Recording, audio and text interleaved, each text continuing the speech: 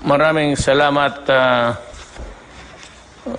presidential spokesman or the new spokesman of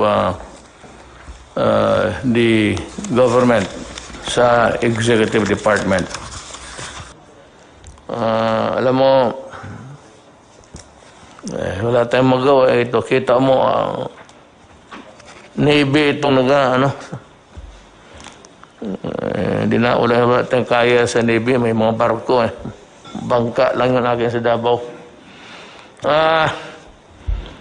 I have to do it because everybody's doing it. It's wearing a mask. Ni ako mismo, hindi ako, I cannot guarantee or anybody else for that matter in this table na hindi tatamaan. We are all at risk.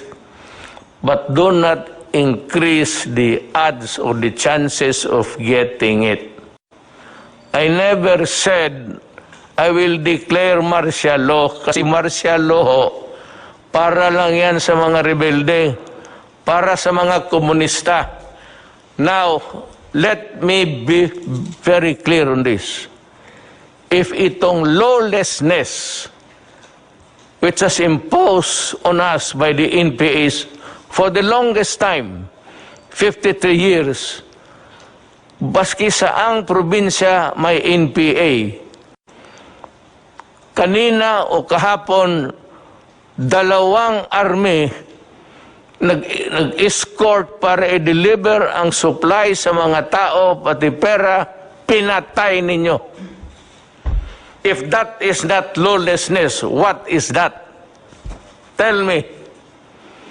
Kaya ngayon, pag nagpatuloy kayo ng lawlessness ninyo, patay dito, patay doon, and it's happening all over the Philippines, maybe I will declare martial law because kayong mga NPA ang numero 1. Kinukuha ninyo yung mga tulong sa tao, pati yung supply pagkain nila. Kaya, I am now warning everybody and putting notice sa armed forces pati police.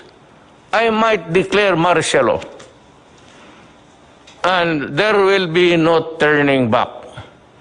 Kung ano ang martial law na klaseng gagawin ko, akin lang yan.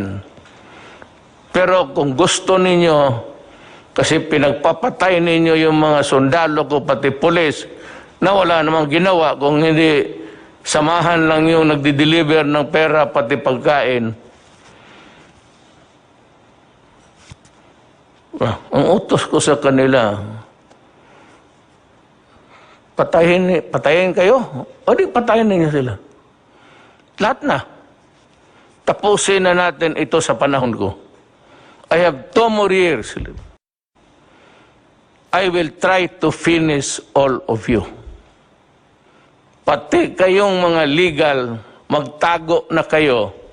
Huwag ninyong sabihin, putang ina na wala kayong, you know, you're bullshit, you're the legal fronts. Sa inyo, kumukuha kayo ng pera.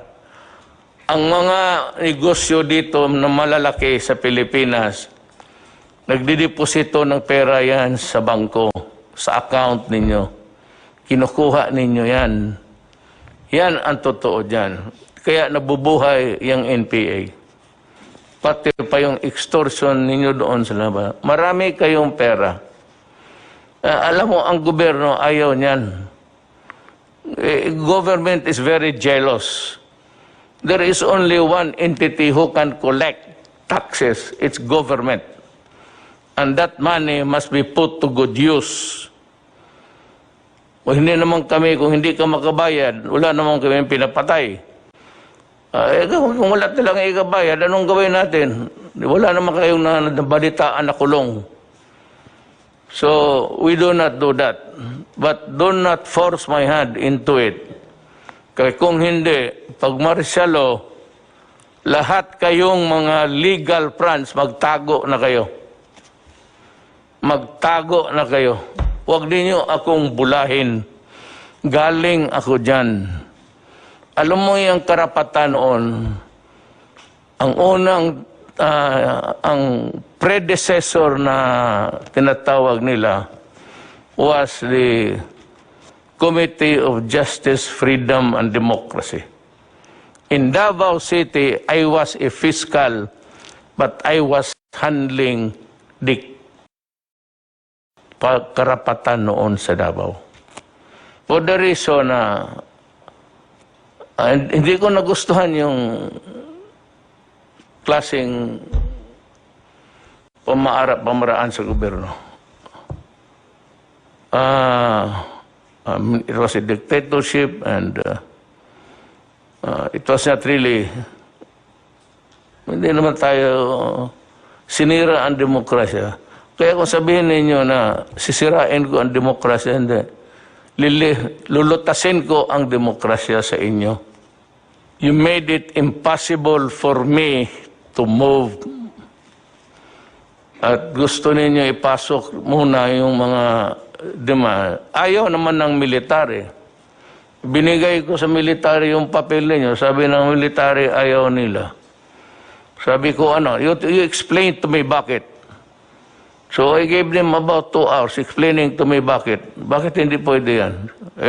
Ganito yan, sir. Sabi ko, sige, naniwala ako sa inyo. And I'm calling the armed forces to invent something more, to innovate so that the soldiers will not be at the mercy of them.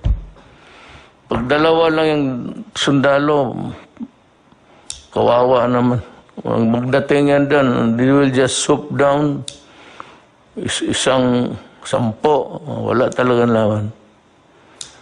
Kaya sabi ko, at this time, the armed forces should go into innovations. Sabi ko, huwag ka mag-surrender, ha? Kayo mga NP, do not ever raise your hands. Kasi ang order ko, kung lumaban ka na. Huwag kang mag-surrender.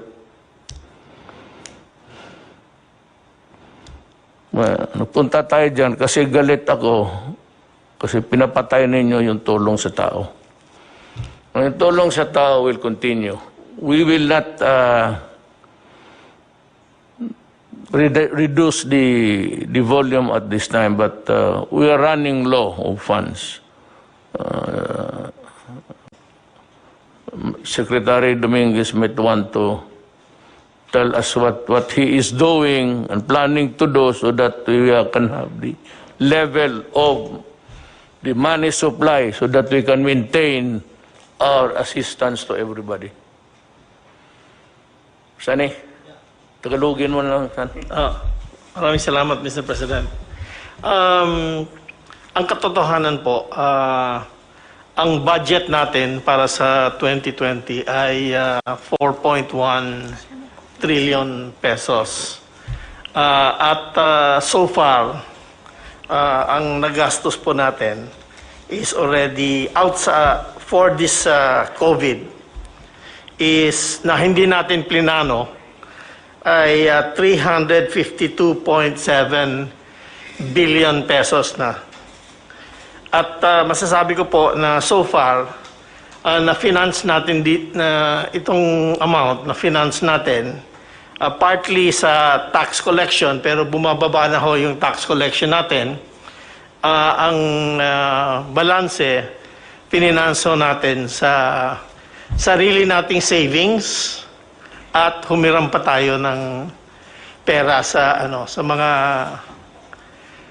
multilateral agencies kagaya ng ADB at World Bank. So far ho, sufficiente po yung cash natin, pero naiipit na po tayo sa budget allowance. Actually, what Sunny is telling us is that there's money for now. Because, alam mo, yung budget nga natin, yung ginawa last year to be implemented now, walang COVID dyan.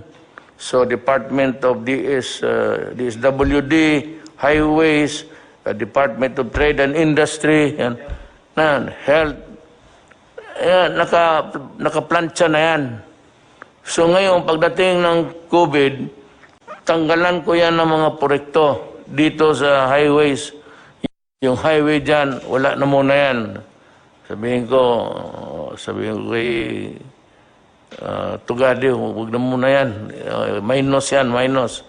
Lahat para makapag-ipon at kinuha na yung budget na yung regular budget sana kung walang COVID going smoothly to be implemented this year. But because of the COVID, yung first and second, third quarter, alam mo wala yung pera. Sabi ko, hangin lang yan. Yung sinasabi ni isa pang itong walang alam na ugok, ito si Trillanes. Nagsasalita ng trillion ng hangin. Trillion of cubic meters of air in your head. And it is too tight. That is why para kang buang sa salita ka ng trillion. Kaya ikaw yung putang ina, pa-rebuilde ka pa dyan. Hindi ka pala marunong eh. Kita mo kung nanalo kayo, ano yung nangyari sa Pilipinas? Puro porma, puro hambog, puro hamon. At batukan mo raw ako, sabihin ko sa driver ko, sampalin ka.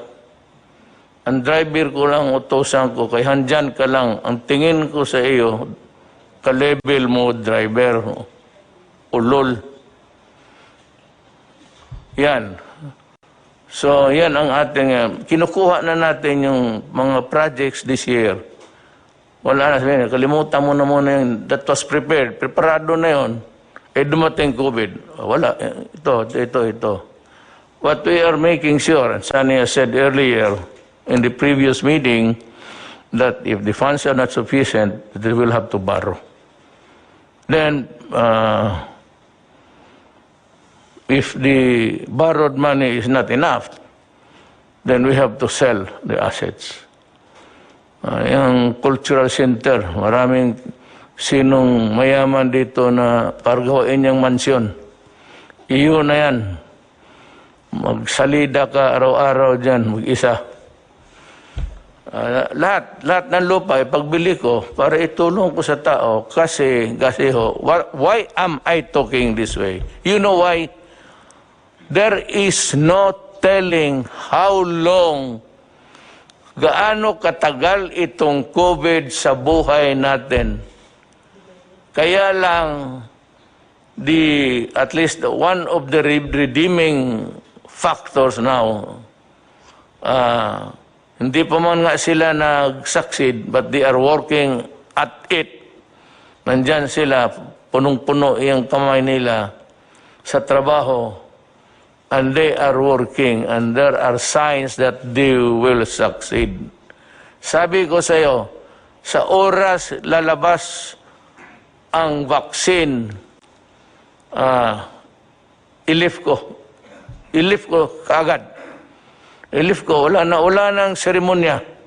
Huwag na kayong maghintay, basta pag sabi may vaccine. And by the way, yung 10 million ko na sa ating mga scientists dito sa Pilipinas, yung mga doktor, mga ano natin, the bright Filipinos who are there working day and night, trying to find out how to combat COVID, I'm raising the bounty to 50 million. 50 million ho ang ibigay ko sa grupo because it is a collegial thing, hindi naman sa isang tao. 50 million. Baka pag sa ligaya ko, another 50 million. So that's, pagka mayroon nandyan kung maligaya ako masyado, di 100, puro kayo milyonaryo. Huwag kayong mahiya, tanggapin yan, total. Sabihin, Mayor, ginawa namin ito para sa bayan. Sabihin ko ito, isauli ko ito kay Dominguez. Gusto niya, hindi na ito, maibalik. Sige, Mayor. Yung kaya mga bata, Can put the money to good use. Oo. Basta ako ngayon, 50 million ako. Kung ang Pilipino makakuha ng, yung alam ng Amerikano, yung mga puti, yung sa Europe, alam rin ng Pilipino yan. So, pabilisan lang yan. That is why I said, I'd like to ask do they need to funding to continue working, sir? Itong mga scientists natin working at the vaccine thing, do they need a funding? Yung pong PCHRD, which is I think attached to the Department of Science and Technology, meron naman po silang pondo para sa pagpapatuloy na pananaliksik o research for vaccine production. But I'm not sure if this particular vaccine that they are developing is specifically for COVID-19. Aalamin ko pa po kung isinama na po nila ito sa kanila pong kasalukuyang research work. Well, anyway, whatever it is, as long as they are working on to find out, to discover COVID, it does not really matter to me. What matters to me is the let me use that, is the dedication and the load of work that they are performing. So, kung kailangan nila ng additional funding, all they have to do, I'm announcing it, is magsabi din sa iyo. And I'd be glad to kung hindi masyadong malaki, I said, ipitay sa pera, I will readily give it to them. I'd rather spend all of our money in connection with COVID. Discovery, assistance, lahat. Kaya dito nakatutok tayo. Every time that we meet, ladies and gentlemen, hindi tayo lalabas sa COVID. COVID lang tayo. Huwag tayo na ngayon, nagsalita ako ng komunista at ito mga putang ina mga komunista dito. Kasi sa COVID na mangyari, maraming gutom, maraming hindi nakakain, maraming hindi nakakatanim. So walang pera. That is why papasok ang gobyerno, tulungan sila. Kaya naman, pinagbabaril itong mga putang inang NPA na ito, kaya napunta tayo doon. But that is COVID-connected. Because nagkasakit o hindi makapaghanap buhay because of COVID. You have to connect. Hindi sabihin mo, rumble on. Itong mahilig, itong mga gagong sa try to rumble onto some other matters and mumble. Alam mo ganito, itong mga putang ina,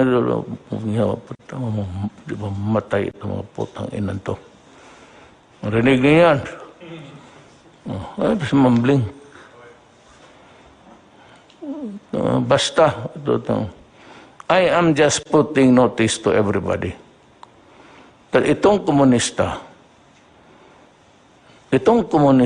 malaki ang gastos natin.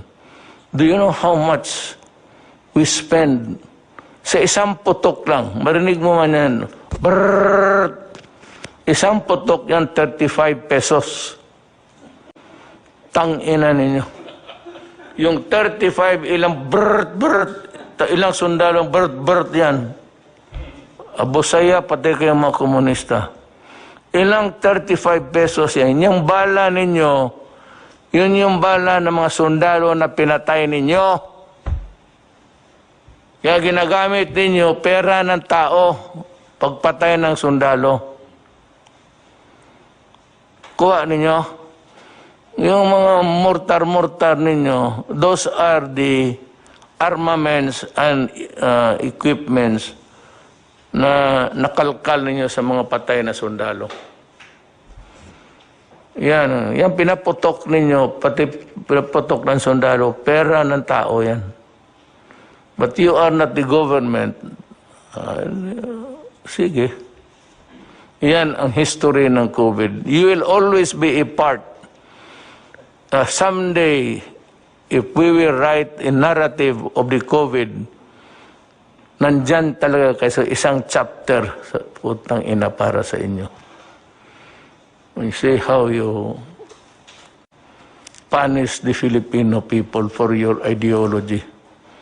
Kayo mga NPA na kikinig, sumurinder kayo. Kagaya ng ginawa ko sa Mindanao. Bibigyan ko kayo ng bahay, bibigyan ko ng hanap buhay.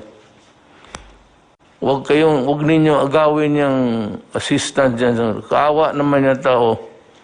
Pagkain nila yung kunin ninyo, wala na. Para na rin pinatay mo yung mga pamilya dyan sa mga lugar na hindi maabot ng sundalo. Ang nakakarating dyan yung mga walang armas yung mga DSWD. Pero yung mga escort, pinapatay niyo. That's why I'm asking the armed forces now and the police to reconfigure, kasi marami na akong patay, to reconfigure how to go about escorting the health workers. Pakinggan natin si Department of Trade, yung dahan-dahan na pagpasok ng ibang sektor. Magtagalog na lang po kayo. Okay po. Dito po tungkol sa ECQ. Sa you ease up the quarantine to allow certain sectors. Ikaw ho ang nakaalam niyan. You know better than us.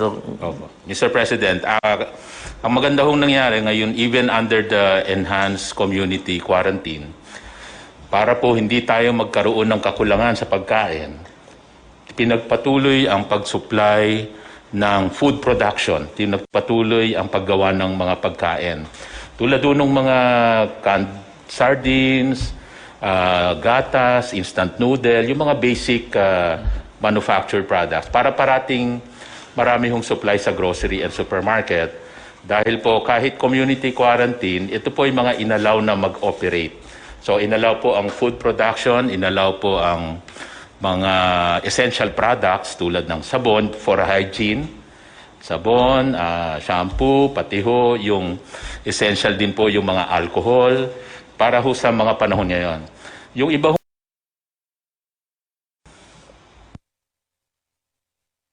Salamat, Secretary Lopez. We'll wind up with the three speakers from Secretary Dar. Still about food supply. Then we go to the health aspect. Sige, Mr. President, fellow cabinet members. Ang pinag-uusapan kasi natin dito yung pundo, no?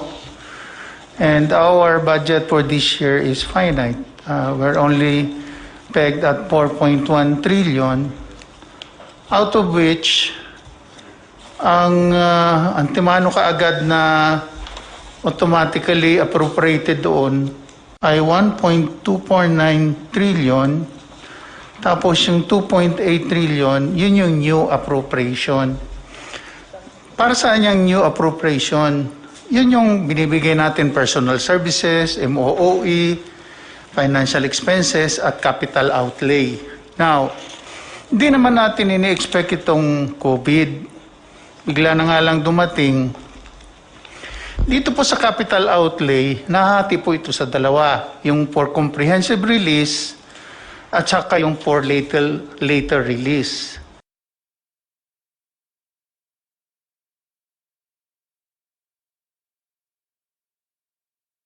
So dahil ako parating nasisisi, nagagamit na hindi daw dapat gamitin. But where else can we go? See, with the NEDA and the OF, and we have to come up with a forward planning on what will be the direction. And that would require a lot of funding. Diyan ng tao, karamihan, is that ako ho, dependent ako sa Congress. Powerful nga ang presidente, lahat. Ang Congress, sila lang yung pati yung empleyado nila. Diyan sa Congress lang. Yun na sila. Pero itong Congress, especially yung lower house, ika nga sa English, the purse. Ibig sabihin, hindi ako makagastos ng pera hanggang hindi sabihin ng House, then approval by the Senate, pero manggaling talaga sa House, na sige, bigyan ka namin ng 300 billion na hangin para magamit mo. Yung 300 million, kukolektahin pa po yan. Wala kong ready money. Sabi mo nandyan. Yung sinabi kong 300 na tinago ko, savings yun sa gobyerno, na sinabi ko kay noon, started, kailan ba ako nag-umpisa? 2015. 16, nag-ano na kami ng pera. Dahan-dahan lang, kukunti-kunti. Saving, parang alkansiya, mag-alkansiya kasan. Kaya mayroon na kaagad akong ready. But yun naman was not really for the purpose of spending for the COVID. Because wala pa naman ang COVID noon. It was a non-existing alien. And hindi natin alam. That was intended, na sabi ko, son, before I go out, makita lang man ng mga tao na ang pera na hindi na ginastos ng kung todo-todo, nag-save tayo. That was my only purpose, actually. Ngayon, nandoon ang COVID. Now, dito yung sinasabi ni Wendell, tama yan. Mag-appropriate ang lower house, House of Representatives, yung mga congressman, hindi yung senador. Manggaling sa kanila, mga congressman, mag-appropriate sila ng pera, bigyan ako ng authority na gastuhin yon. Kung ma-approve na rin sa Senado. Ang problema, kung may pera ba? Kasi ang koleksyon nandito sa akin. Nandito kay Sunny, tapos tanungin siya, may pera ba dyan? Sabi, meron no dito na 400 million. O sige, gamitin natin yan. So, doon sa Congress, somebody will sponsor a bill, appropriation. It has to be sa budget. Ang sabi ni Wendell na tayo supplemental budget. Kung may pera, pero kung walang i-appropriate because there is nothing to appropriate. Wala tayong ma-appropriate kung walang pera. That is why sabi it's dwindling, paliit ng paliit. Because ang inasahan natin na first quarter, second quarter, na collection, wala na. Napurnada na because sarado ang mundo. Ang komunidad hindi gumagalaw. Wala na nagtrabaho. Lahat tayo, pati ako sa puro papel. Isang katerbang papel. Yun lang man to. Dinala sa bahay ko. Babasahin ko lahat yan. Hindi ako nagpipirma ng hindi ko nababasa. Tapos, para hindi tayo masabit. Tapos, yan ang trabaho ko. Wala nagtatrabaho. So, yan ang problema ngayon. It's really a question of money. Money has always been since time immemorial. Now, remember that wala kaming hangarin na pigilin yung pera. It's not ours, it's not anybody's money, but it belongs to the Filipino people and should be spent for the welfare of the Filipino people. Hanggang dyan lang. Now we go to Secretary Dar to see how the agricultural sector is coping up. Thank you, Mr. President. Marami pong salamat. Sa agrikultura po naman, under the Enhanced Community Quarantine for Luzon and vis-a-vis agriculture and food, ang una po natin tiningnan po yung food availability, food accessibility and affordability, plus yung price stabilization and the movement and logistics relating to the food supplies. At the initial stage, Mr. President, ng ECQ, may opening naman ang agrikultura, skeletal level, but even with that, of course, we were practicing again all the health or quarantine measures, may physical distancing at saka din paggamit ng face mask. Bago ko makalimutan, isingit ko na lang. And I have asked Bong to talk about this because he was the one who he was the proponent who submitted it to me. Bong. Magandang gabi po. Habang patuloy nating nilalabanan ang COVID-19, paghandaan na natin ngayon pa lang ang new normal, nananawagan ako sa pamahalaan na mag-umpisang maglatag ng programang Balik Probinsya at iba pang hakbang na magbibigay insentibo sa ating mga kababayan na lumipat mula sa Kamaynilaan at ibang malalaking lungsod papunta ng mga probinsya. Nakikita naman natin ang naging masamang epekto at hirap dulot ng sobrang pagsikip ng mga tao at pamamahay. Katulad sa Metro Manila, mas mabilis kumalat ang sakit at mas nahihirapan ang ating national government at ang mga local government units na alagaan ang lahat ng apektado ng krisis na kinakaharap natin.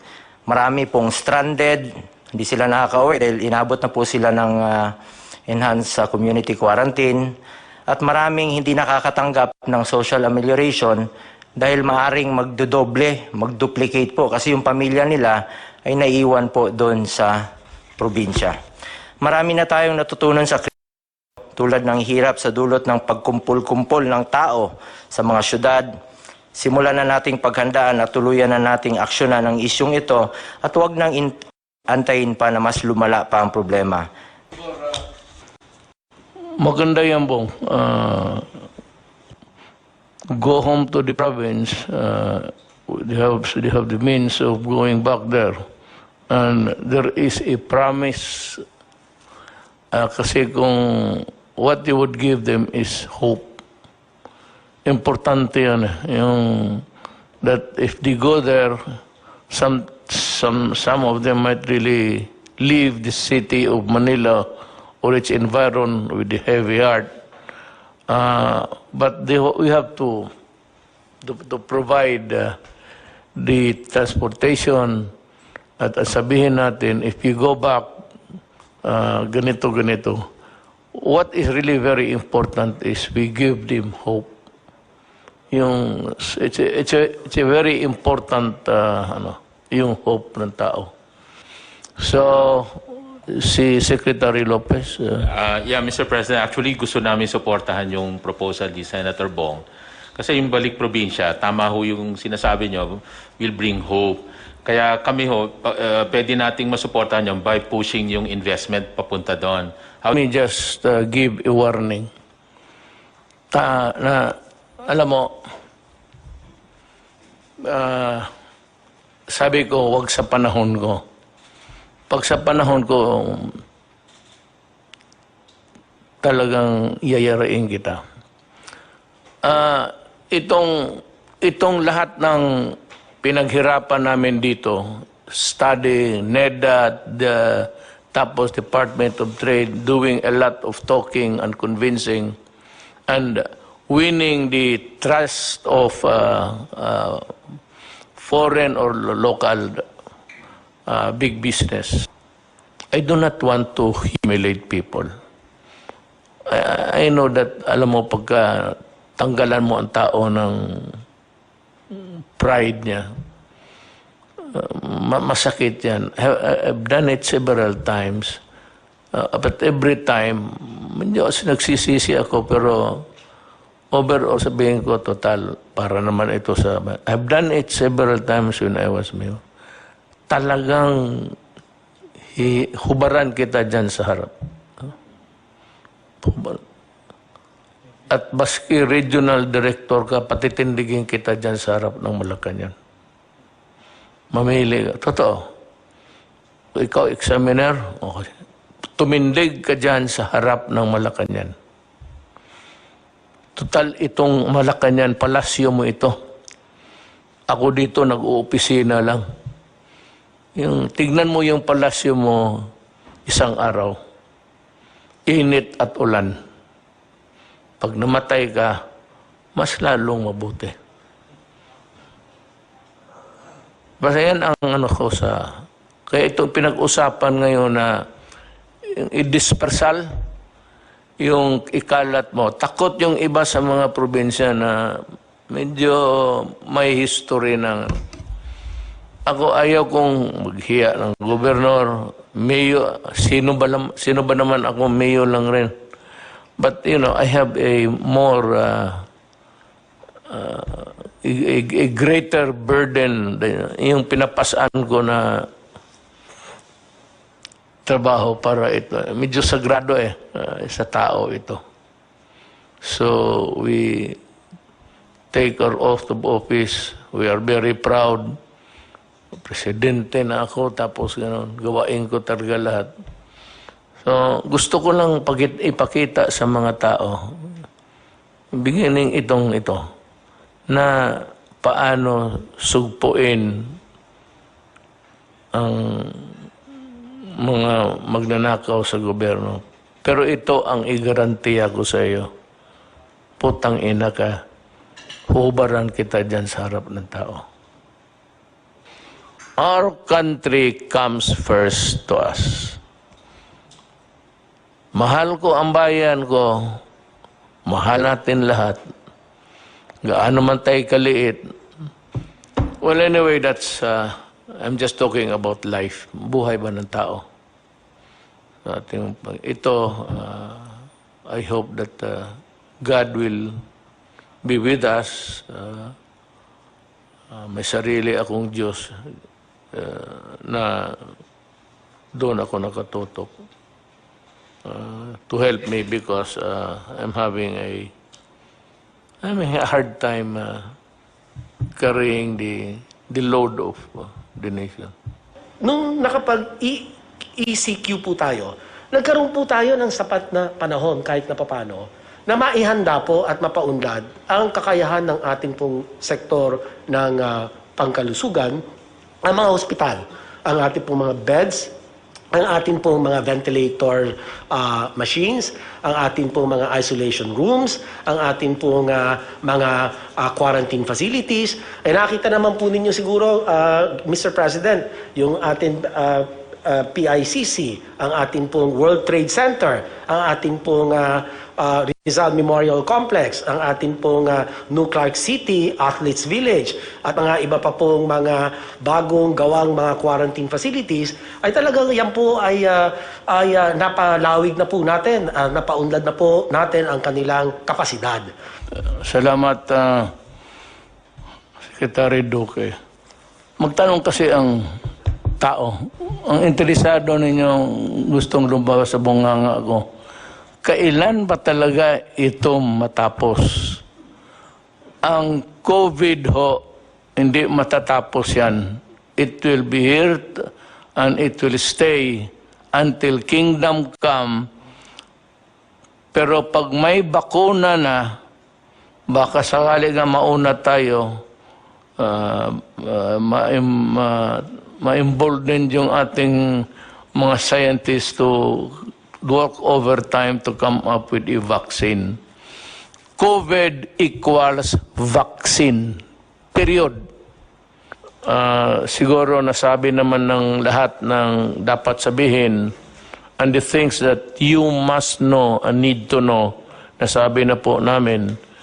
And one thing I can assure you, that we were just waiting for the right time.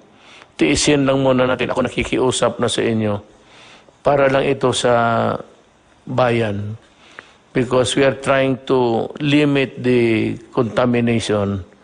Kasi sinabi ko itong 6,981, pag ito ang nagkalat, ako, mapoproblema po ako. Mas lalo. Pero ito bumababa na ngayon. Mas maraming recovery by 722 as against 462. So, lahat ang sinasabi namin dito, totoo, walang sobra, walang kulang. At alam ninyo ang ginagawa namin. Kung nagustuhan ninyo, magpasalamat kami. Pag sabi ninyo kulang, then humhimi kami ng dispensa. We'll try our very best next time. Thank you. Maraming salamat po.